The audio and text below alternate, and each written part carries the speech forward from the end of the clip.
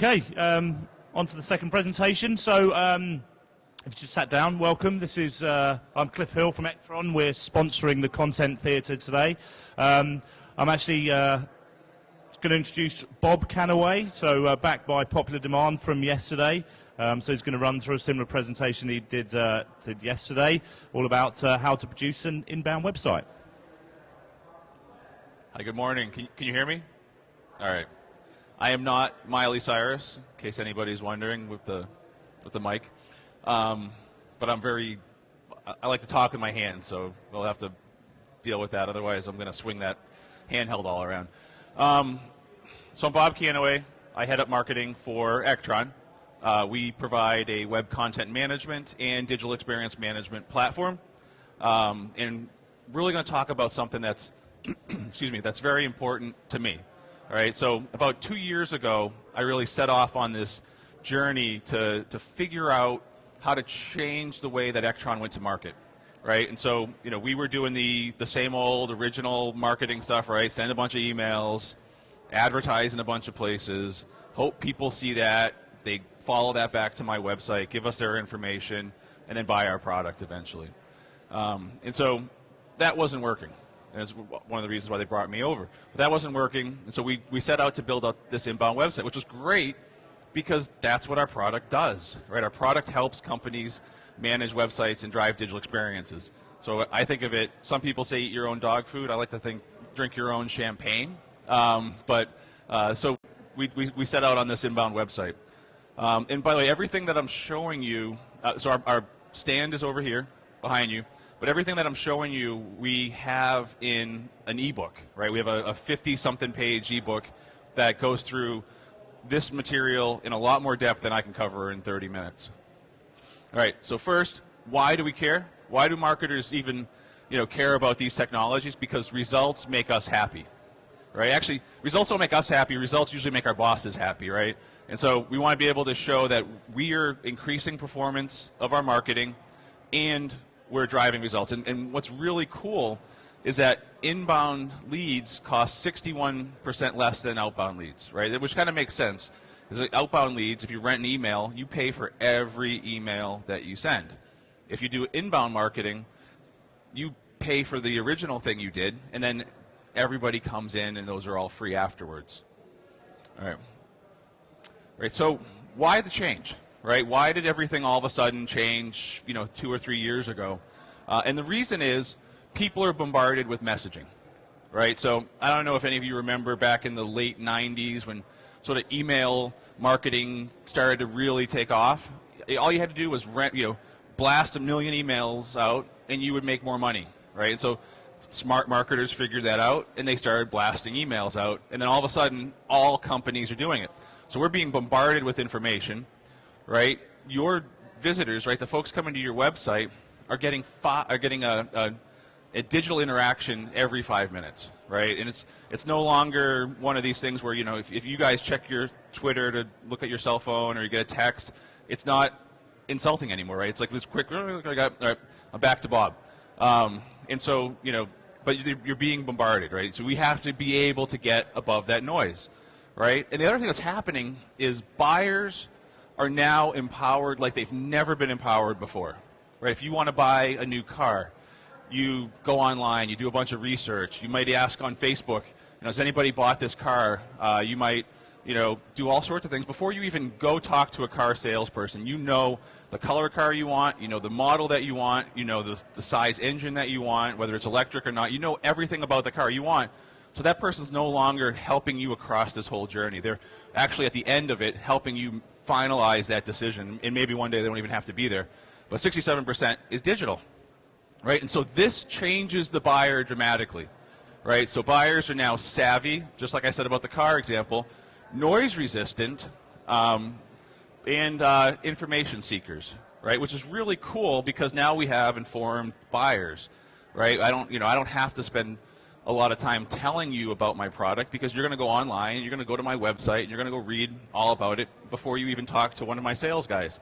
But the other thing is 78% are going to start in search, right? So it's really good news for us. And so 78% start their research with search. Everybody goes to Google. In fact, you don't even have to go to Google anymore. You just type it in the top of the web browser, and Google comes up.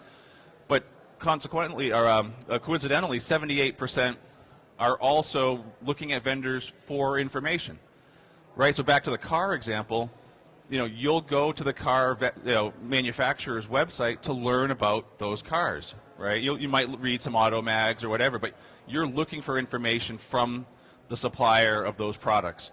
And if you can engage with the website visitor, they're going to read about 4 pieces of your content. So you have a very, very strong chance of connecting with the person visiting your website if you have an inbound website. All right? And so this is just, for me, a really great way about thinking about content, right? And so what we do at Ectron, what I suggest my customers do is really think about the types of content, awareness, consideration, helping make a decision that's going to be read by your website visitors or via email. But then think about sort of what they're trying to do, right? So, webinars are great and seminars are great for awareness, right? Getting information out there.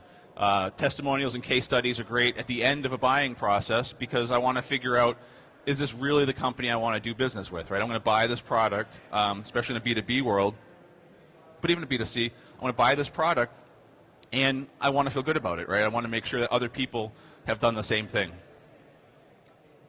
All right, so to do this, we sort of developed this concept, right? So I came up with this inbound website concept.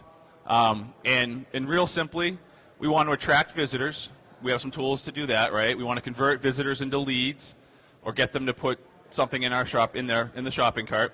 We want to close customers, and then once we have customers, we want to keep them delighted over time, right? So we want to continue to have a relationship with them, and content is really the way that we drive that.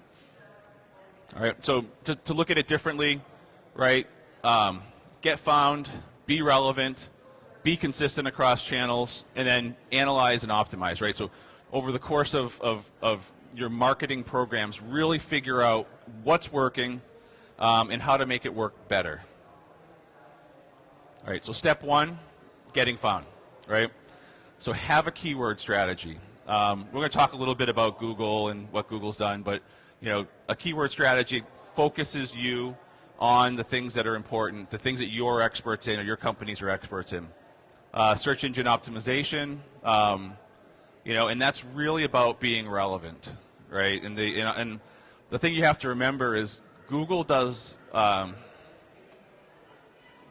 If you think about their product, right? Google's product, yeah, they sell ads and they have a whole bunch of other products, but their main product is selling you relevant results, right? So you go to Google and you want to take a vacation, say to Peru, you go and type in Peru, right? The first thing that comes up is probably Wikipedia, right? And you go to the Wikipedia article and you spend a bunch of time reading about Peru. Well, that's really great. And then you see some links to like maybe cities within Peru, and you're like, oh, I'm going to click on those, and I'm going to go down into that.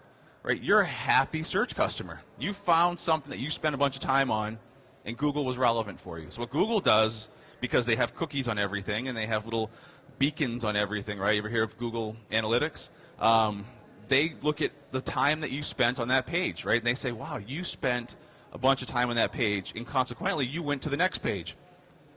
That's a happy search customer. That gets up a little higher in relevance. Or you go to that page and you leave right away. Google goes, not a happy search customer. It drops down in relevance for that term, right? And so Google is selling happy search customers. If you could probably sit here. I mean, I know it says reserved, but I'm not going to tell anybody. All right. And then be social, and then build a platform for your content. We'll talk a little bit more about that as we go. All right. So one of the things that I like to tell people is, develop strategies, right? And don't just keep your strategies up here, right? Write your strategies down. Even if it's just for you and you're not going to share it within your group, the more you write down, the more likely something is to happen. But with keywords, what we want to focus on are keyword areas, right? So Google made a change to its algorithm that, so if you go backwards to, remember panda and penguin, right? The whole world almost ended over it.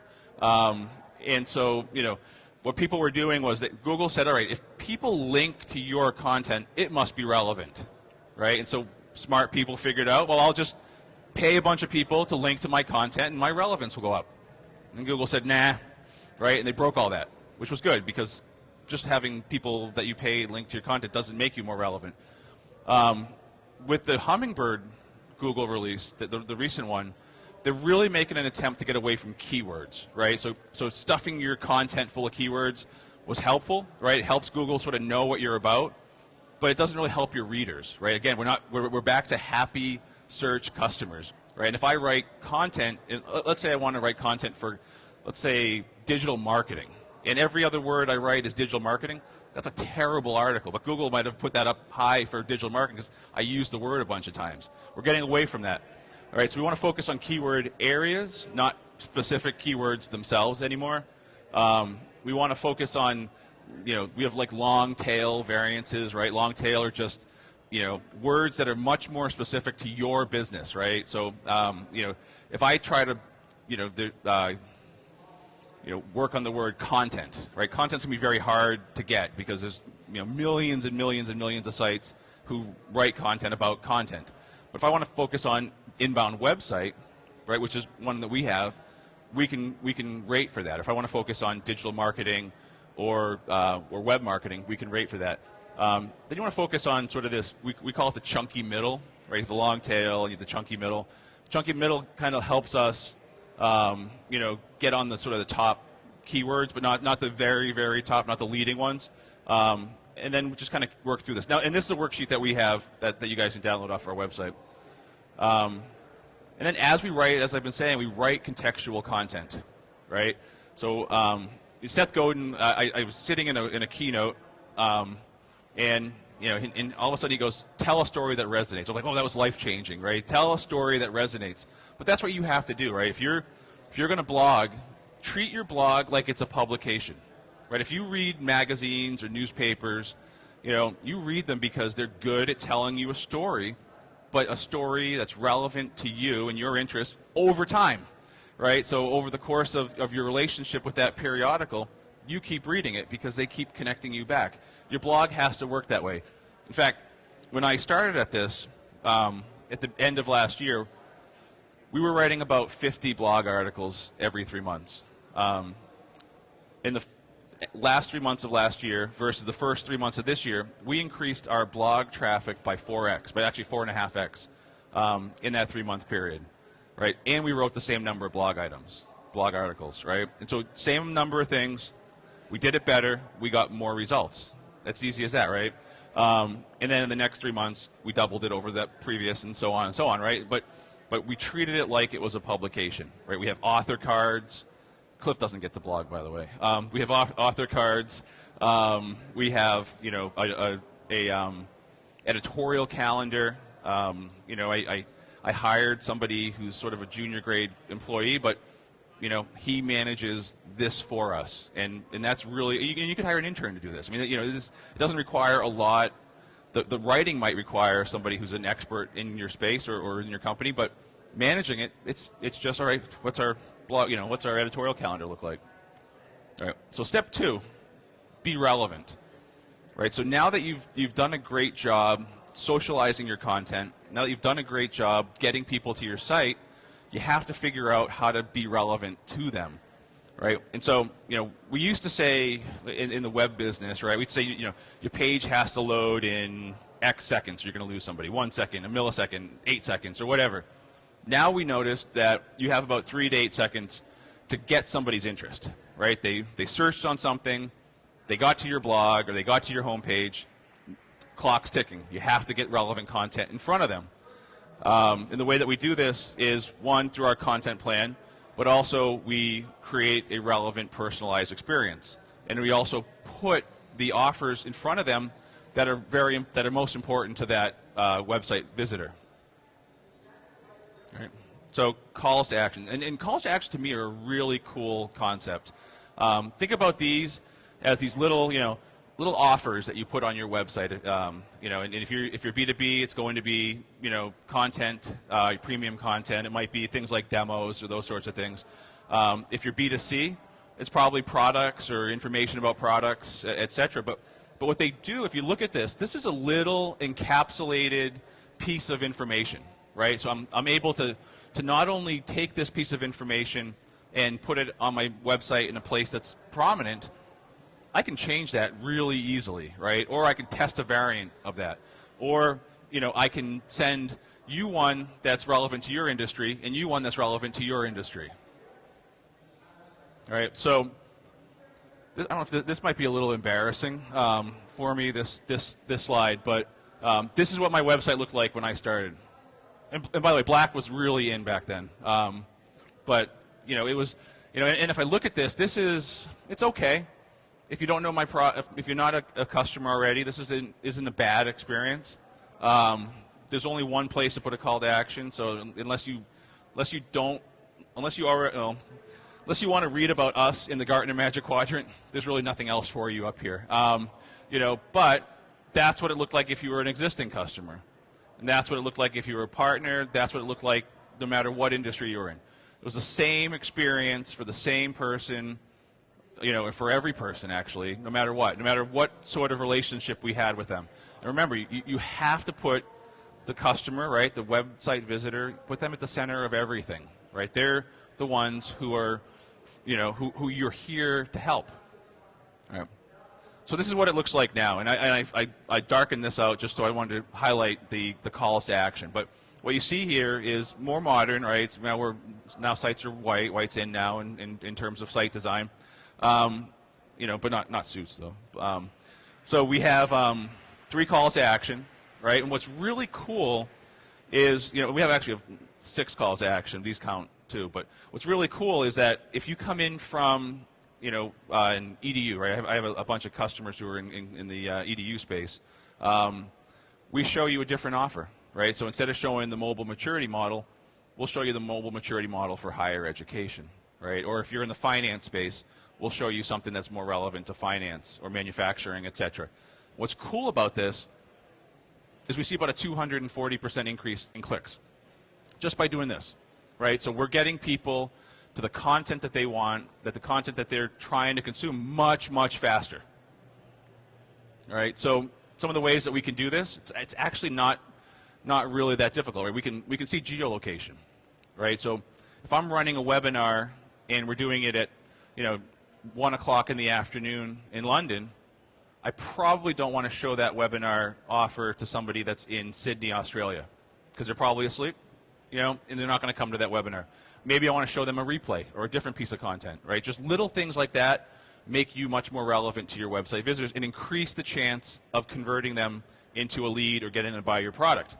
All right, so these are things we can do unknown. Known, so if somebody's in your system, right, if you have them in your CRM, you can tie that information to your website, right? And you can say, all right, I know specifically that you're in a buying process with us, so we're going to show you information that's much more relevant to that, right? And so, you know, and one of the cool things here is, you know, you ask permission to cookie somebody, right, to come to your site.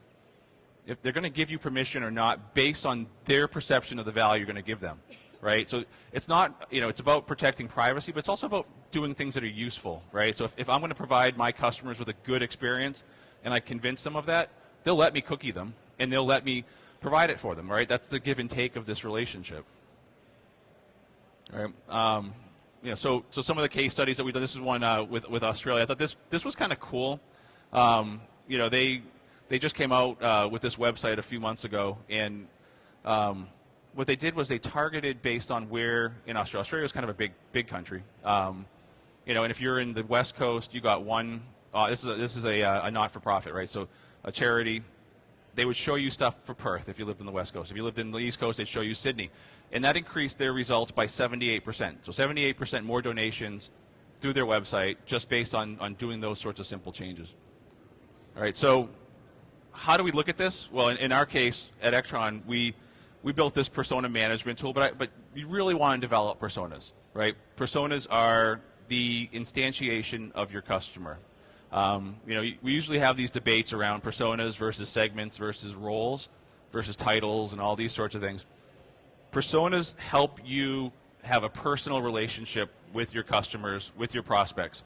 And the things to start thinking about are, the must-have attributes, right? So for us, I sell mostly to digital marketers. So I have a few digital marketing personas. I can tell when you come to my website, if you spend a lot of time on digital marketing content, that you're probably a digital marketer.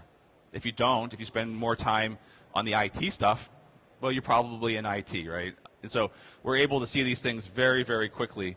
In fact, we even say, I want to know what my personas have for breakfast, right? Do they like eggs or do they like porridge? All right. Step 3. So you've got them to your site. You've created relevance, right? You get them into your lead pool. You have to be consistent with them now, right? So if I tell you something here, and then you go back to my website later today, and then you find something different or contradictory, who are you going to believe, right? It's going to ruin the perception that you have of me and my company, right? But we have to be consistent across different device types, different channels, and we have to focus on what people are trying to accomplish with our company, right?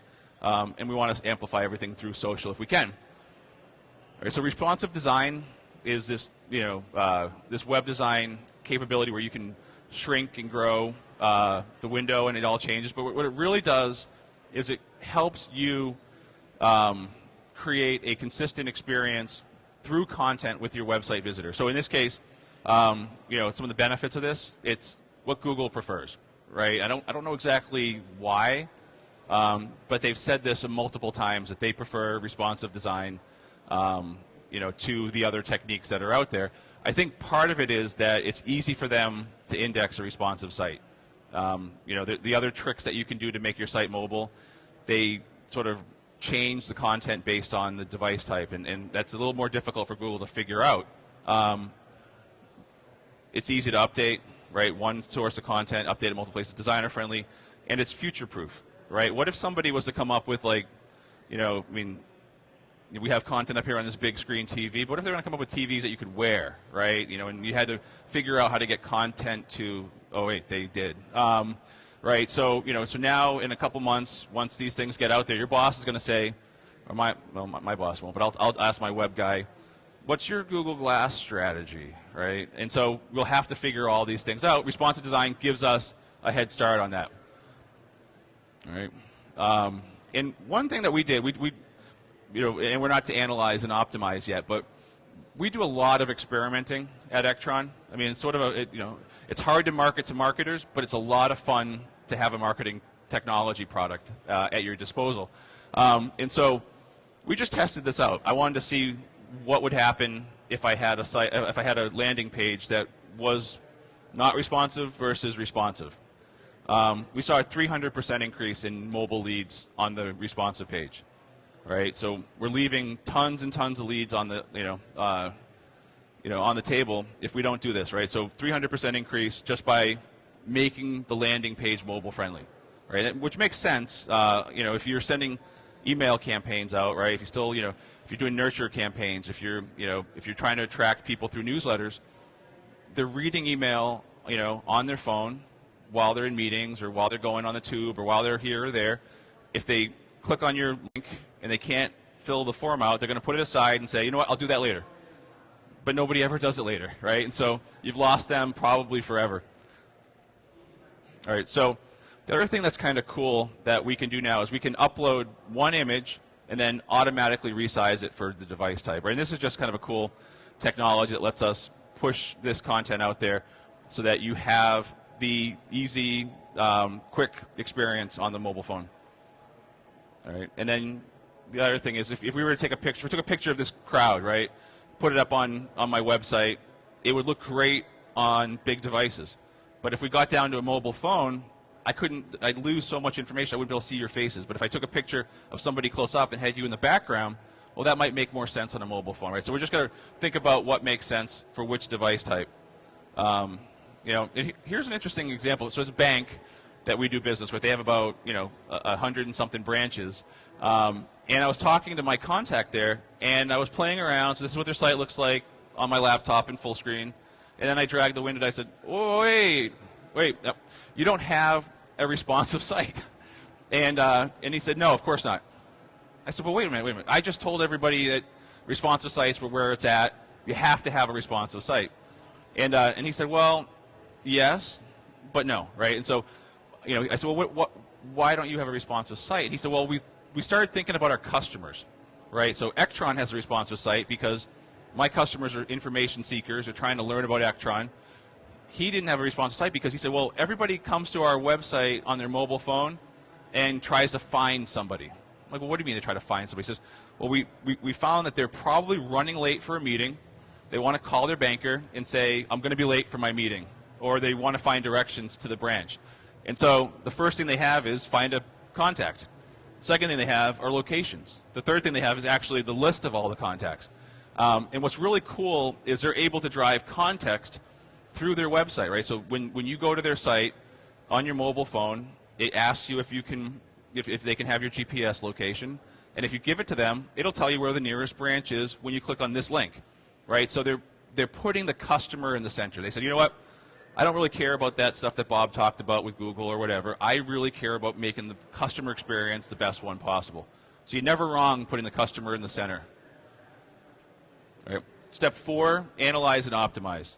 Right. So start out trying to figure out what to measure, right? And we're sort of past the days where we measure website visitors, and when that goes up, we get super excited, right? We're measuring conversion events across, different conversion points, right? So not only did we increase the visitors through our blog by 9x over that period, we increased the number of opportunities from that source from almost nothing to about a third of our pipeline, right? So, in 6 months, inbound sources became a third of our new business pipeline. What was interesting, it was only about 13% of our lead volume, right? So, the conversion factors are much, much higher from inbound sources.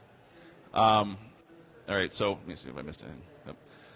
So, look at which channels are driving results. And by the way, inside the guide, it has a spreadsheet. It's really cool. You fill it in, and it actually has a bunch of analytics that it drives for you. But see which events move sales process along, and then make your pages convert better, right? So find tools that can help you make sure your content is going to resonate with your visitors and with the search engines.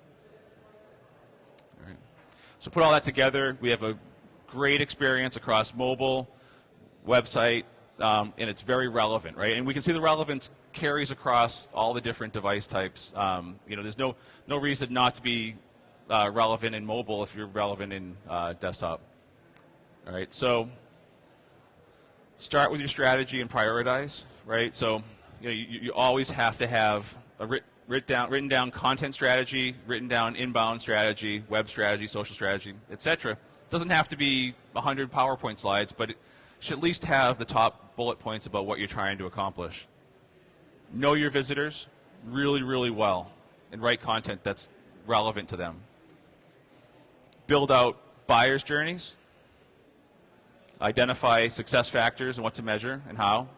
And start small, right? I like to tell people to try not to boil the ocean. Has anybody ever tried to boil the ocean, right? You can't, and if you could, you'd kill all life on Earth. But you really, the best way for a project to fail is to overscope it, right? To try to do something that's too big. When I first started talking about this, I have a software background, right? Computer science background, and so I was really excited when I got this job. I was like, all right, everybody's got to make their whole site change, and it's got to adapt to every possible combination of people, and everything changes, and you can do that. Well, you can. And I was talking to American Express, and they went, I can't do that. Too hard, right? And then I got down to, all right, do one thing. They're like, oh yeah, we can do one thing that works. But really start small. You get good at that, get good at the next thing, get good at the next thing, get good at the next thing, and pretty soon you have an adaptive site that's changing. Analyze, iterate, and optimize, right? That's, and I can't say that enough. If you're not doing A/B testing, even on your emails, if you're not testing subject lines, test subject lines. You'd be surprised that, every time I run an A/B test, I like to have everybody write down what they think is going to win. This is fun. Do this with your teams too. Write down who's going to win, and then do the test, and then everybody gets back, and you open the papers, and everybody's usually wrong. Right? Because our intuition isn't always the best thing, because sometimes, for some reason, a red button works better than a green button. Don't know. You have to try. All right? And download this. This is actually a very good resource. It's free. It's up on our website, ectron.co.uk, or search on Google. Right? We've worked on this. It's on the first page of the search results. How to build an inbound website, and it's going to go into much more detail than I'm able to do it here. So, all right. So I'm Bob Canaway, VP of Marketing at Ectron. I'll be around if you guys have questions. We'll be over here at this stand, and I think we're out. Are we out? Yeah, so we're out of time. Right. So if you do have any questions, please try and catch Bob at the back. All right, thanks very much. Cheers. Thanks, Thank you. Bob.